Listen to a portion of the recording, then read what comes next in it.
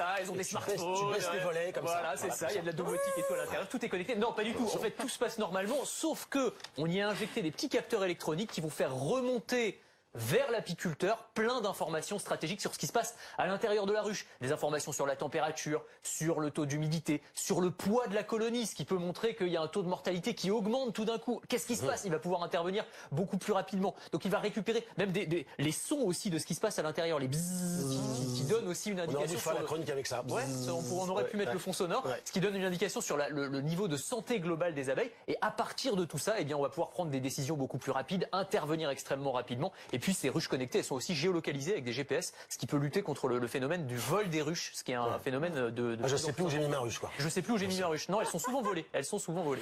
Bon, nos amis australiens vont encore plus loin. Ils mettent en place des espèces de boîtes noires qui permettent de suivre l'abeille. Des toutes petites boîtes noires, comme des mini sacs à dos que les abeilles vont porter sur leur dos. C'est ce qu'on leur met ici. Dingue, hein. Et qui vont permettre en fait de les suivre quasiment minute par minute pour mieux comprendre justement leur déplacement, leur vie dans la ruche et à l'extérieur de la ruche, pour mieux comprendre en fait comment elles disparaissent. Parce que les causes de mortalité, elles sont nombreuses, les facteurs sont multiples, ça va de la pollution à l'apparition de nouveaux types de prédateurs, à la disparition de leur habitat naturel. Et donc grâce à ces petits capteurs électroniques, eh bien on va mieux comprendre tout ça et on va mieux lutter potentiellement contre leur disparition. Bon, pour terminer, on espère qu'on n'ira pas jusque-là, des robots pour aider les abeilles. Ouais, alors ça c'est un peu horrible, ça fait un peu penser à des séries comme Black Mirror, mais on va peut-être en arriver à ça, à ces micro-drones. Il y a plusieurs équipes de chercheurs qui travaillent là-dessus, des micro-drones pollinisateurs, c'est-à-dire qu'ils vont venir aider les abeilles parce qu'elles ne seront plus potentiellement suffisamment nombreuses. On les remplace pour les aider, quoi. Elles les remplacent pour les aider, c'est ça. Elles sont capables de se poser sur une fleur, de récupérer le pollen, d'aller la mettre sur le pistil d'une autre fleur. Enfin voilà, c'est le principe de la pollinisation,